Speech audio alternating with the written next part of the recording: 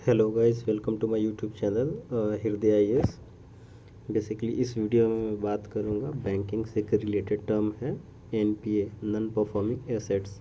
ठीक है, तो पहले एनपीए स्टार्ट करने से आप पहले ये समझ लो कि एसेट्स और लायबिलिटी क्या होता है बैंक के लिए। ठीक है, तो जो एसेट्स होता है, सपोज मानो कि अगर एसबीआई है किसी को लोन देता है और वो जो बोरोवर है वो इंटरेस्ट पे करता है बैंक को, तो वो बैंक के लिए एसेट्स हो जाएगा। ठीक है, वो बेनिफिट होगा बैंक के लिए। और लायबिलिटी क्या होता है, सपोज मानो कि अगर आपका अकाउंट है एसबीआई बैंक में, ठीक है, अगर आप कभी भी जाते हो बैंक में तो आप बोलते हो कि मेरे को पैसा विड्रॉ करना है। ठीक है, तो बैंक आपको मतलब ना नहीं बोलेगी कि हाँ मेरे पास अभी पैसे नहीं है। वो लायबिलिटी है, वो कर्जा है बैंक के लिए, वो देगा ही देगा। ठीक है, तो ये लायबिलिटी हो गया बैंक के लिए। और जो एसेट्स है इसका क्लासिफिकेशन दो पार्ट में है। ठीक है, एक होता है परफॉर्मिंग एसेट्स और एक होता है non performing assets. Performing assets मतलब कि जिसने लोन लिया है बैंक से वो पर मंथ इंटरेस्ट पे कर रहा है बैंक को। ठीक है, और नॉन परफॉर्मिंग एसेट्स का मतलब क्या होता है कि जो बैंक को इंटरेस्ट पे नहीं कर रहा है, ठीक है, पर मंथ, तो वो हो गया एनपीए। सपोज मानो विजय माल्या, इसने क्या किया कि बैंक से बहुत सारा लोन लिया, ठीक है, और इसके बाद ये अदर कंट्री में चला गया। इसने इंटरेस्ट पे भी नहीं किया और ना ही इसने प्रिंसिपल अमाउंट दिया, तो बहुत सारे लोगों का पैसा डूब गया। ठीक है, तो ये बैंक के लिए भी प्रॉब्लम होता है जब एनपीए इंक्रीज़ होता है बैंक में। सभी बैंक के लिए प्रॉब्लम है। अब इस एनपीए के प्रॉब्लम को सॉल्व करने के लिए 2015 में बैंकों ने एक रिफॉर्म लाया। ठीक है, उसमें बोला गया कि एक बॉडी बनाओ, ठीक है, जिसका नाम है CRILC। देखो यहाँ पे लिखा है, इसका होता है central repository information on large credit. ठीक है, ये 2015 में बनाया गया। इस बॉडी ने ये बोला कि एक एक स्पेशल मेंशन अकाउंट बनाओ। ठीक है, एक डेटाबेस तैयार करो और उसका नाम रखो स्पेशल मेंशन अकाउंट। उसमें जितने जो लार्ज बोरोवर हैं, जो बड़े बड़े लोन ले रखे हैं, उनको वॉच करो। ठीक है, और उनको जैसा वो परफॉर्म कर रहे हैं उसके अकॉर्डिंग उनको उस अकाउंट में शिफ्ट करते जाओ। जैसे सपोज मानो अगर किसी ने लोन लिया, अगर वो 1 महीने के अंदर इंटरेस्ट पे नहीं करता है तो वो स्पेशल मेंशन अकाउंट 0 में आएगा। ठीक है, 2 महीने तक नहीं पे करता है तो स्पेशल मेंशन अकाउंट 01 में आएगा। ठीक है, और स्पेशल मेंशन अकाउंट 02 में कौन आएगा, जो 60 से 90 दिन तक इंटरेस्ट पे नहीं करता है बैंक को। ठीक है, अगर 3 महीना से अगर ज़्यादा हो गया फिर भी वो इंटरेस्ट पे नहीं करता है तो वो आएगा एनपीए में। ठीक है, एनपीए, नॉन परफॉर्मिंग एसेट्स। 3 महीना से भी ज़्यादा अगर हो गया तो वो 3 महीना से अगर 12 महीना हो गया, ठीक है, तो वो आएगा स्टैंडर्ड एसेट्स में।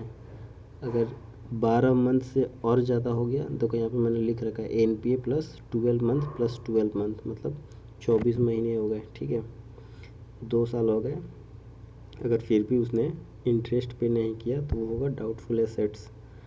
अगर उस 2 साल के बाद भी अगर वो नहीं देता है, इंटरेस्ट पे नहीं करता, तो बैंक उसको मान लेती है कि ये लॉस एसेट्स है, मतलब नो होप ऑफ रिकवरी, अब ये पैसा वापस नहीं आएगा। ठीक है, तो ये बैंक के लिए भी प्रॉब्लम होता है। तो आरबीआई ने एनपीए को सॉल्व करने के लिए 3R पॉलिसी लाया। ठीक है, 3R पॉलिसी क्या है, रेक्टिफिकेशन, रीस्ट्रक्चरिंग, रिकवरी। रेक्टिफिकेशन में क्या होता है कि आरबीआई बोलती है कि जो टेन्योर है लोन का, ठीक है, उसको सेम रहने दोगे, उसको चेंज नहीं करोगे। मतलब अगर किसी को बैंक ने लोन दिया है, सपोज मानो कि 4% पे, तो वो 4% ही रहेगा। ठीक है, उसको ऐसा नहीं है कि 3% कर देगा या 5%, जो 4% है फिक्स है, फिक्स है। इसके बाद क्या आता है, इसके बाद जो है इंटरेस्ट। ठीक है, इंटरेस्ट कितने परसेंट पे बैंक ने उसको लोन दिया। सपोज मानो कि अगर 10% पे दिया है तो ये 10% ही रहेगा। ठीक है, ये ऊपर नीचे नहीं हो सकता है, आरबीआई ने बोला, ये दोनों फिक्स है। इसमें क्या होता है कि बैंक है सो जो सपोज मानो कि जिसने लोन लिया है, अगर उसको सपोज मानो कुछ वो रेस्टोरेंट बनवा रहे हैं, ठीक है, तो उसका रेस्टोरेंट सपोज़ मानो कि अगर उसे कोई जेन्युइन प्रॉब्लम हो जिसकी वजह से वो इंटरेस्ट पे नहीं कर पा रहा है या उसका प्रोजेक्ट अधूरा रह गया, तो जो बैंक है उसको रिव्यू करती है। अगर बैंक को लगता है कि जेन्युइन प्रॉब्लम है तो बैंक उसको और लोन देती है, बोलती है कि ये पैसा लो, जो तुम्हारा काम रुक गया उसको कंप्लीट करो, उसके बाद जो तुम रिवेन्यू जनरेट करोगे, जो तुम्हारा प्रॉफिट होगा, ठीक है, फिर उससे मेरा जो इंटरेस्ट है उसको पे करना। ये होता है रेक्टिफिकेशन में, ठीक है। अब रीस्ट्रक्चरिंग में क्या होता है? रीस्ट्रक्चरिंग में होता है कि आरबीआई क्या बोली कि सपोज मानो अगर किसी ने लोन लिया है, ठीक है, तो उसका जो टेन्योर है, ठीक है, अगर वो 5 साल के लिए लोन लिया है, ठीक है, 5 साल के लिए, तो बैंक बोलती है उसको कि उसको 10 साल और दे दो टाइम, ठीक है। जब ज़्यादा टाइम लेगा, अगर उसको कोई जेन्युइन प्रॉब्लम होगा तो 10 साल तक टाइम दो, उसके बाद वो पैसा मतलब रिटर्न कर देगा और इंटरेस्ट भी पे करेगा, ठीक है। जो रेट ऑफ इंटरेस्ट है, ठीक है, जैसे सपोज मैंने अगर 10% रेट ऑफ इंटरेस्ट पे दिया है तो बैंक बोलती है कि नहीं, इसको 4% कर दो।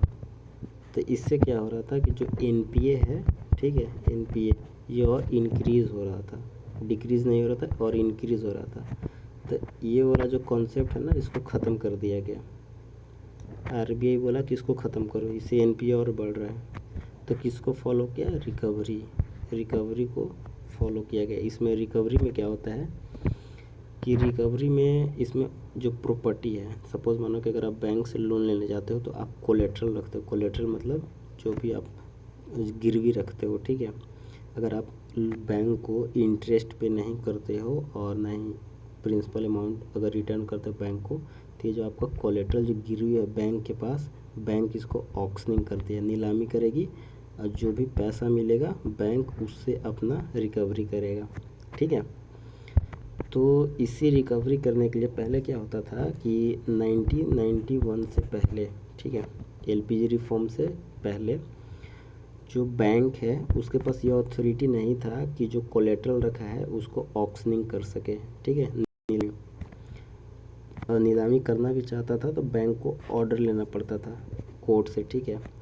तो इसी को ख़त्म करने के लिए क्या किया गया कि नरसिम्हन कमेटी ने 1993 में बोला कि एक सरफेसी एक्ट आया, ठीक है। कौन सा एक्ट आया? सरफेसी एक्ट, SARFAESI,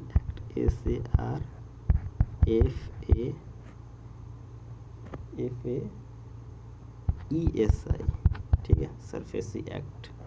ये आया 2002 में, ठीक है। ये सरफेसी एक्ट क्या करता है कि ये बैंक को पावर देता है कि तुम जो कोलेट्रल है, ठीक है, उसका तुम नीलामी कर सकते हो।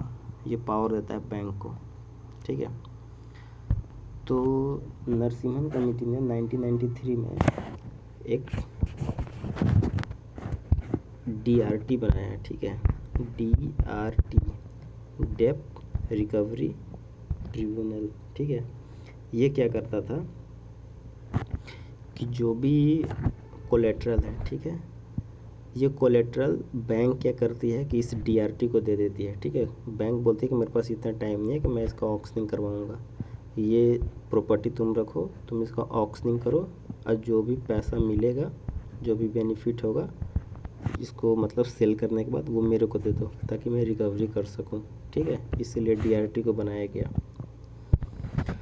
अब इसके बाद क्या होता था, हाँ, एक कॉन्सेप्ट और है कि ये जो सरफेसी एक्ट है, SARFAESI,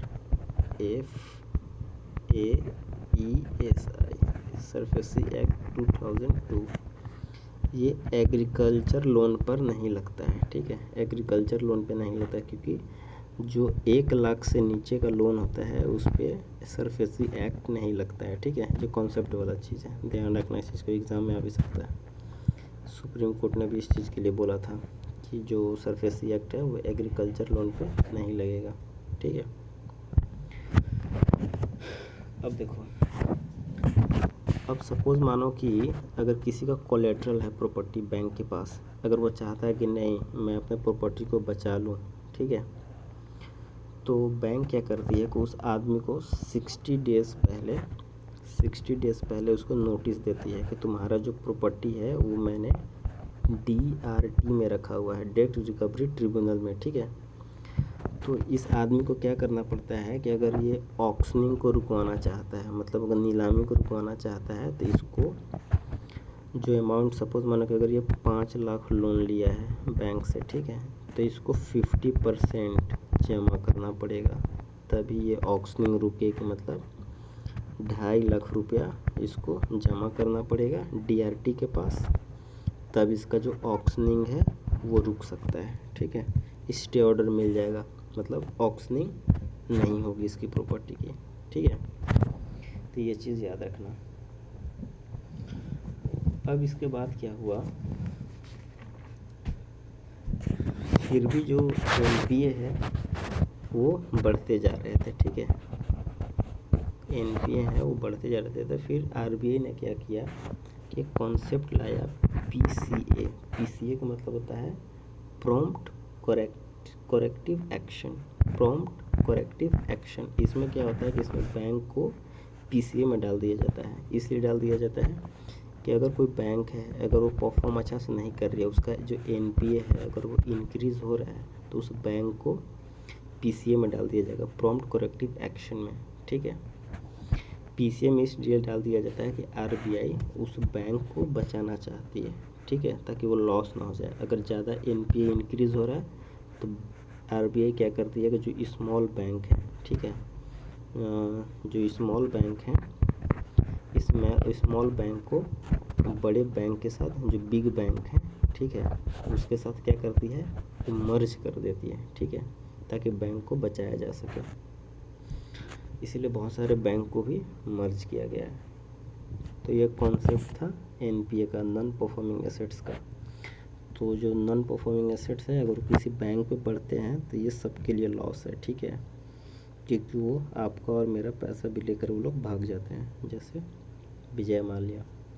और ये अपने इकॉनमी के लिए भी सही नहीं है, क्योंकि अगर वो पैसा जो हम लोग जमा करते हैं गवर्नमेंट उसको लेती है ताकि वो डेवलपमेंट कर सके, तो इसलिए गवर्नमेंट भी डेवलपमेंट नहीं कर पाती अच्छे से। तो आई होप कि आप समझ गए होंगे NPA। नेक्स्ट वीडियोस में मैं आपको बताऊंगा IBC के बारे में, इंसॉल्वेंसी बैंक्रप्सी कोड, एक minute, IBC 2016, insolvency bankruptcy code 2016। ये भी अच्छा कॉन्सेप्ट है, ठीक है, मैं आपको नेक्स्ट वीडियो में बताऊंगा। I hope you like it. Channel को सब्सक्राइब करना, लाइक करना, ठीक है। Thank you.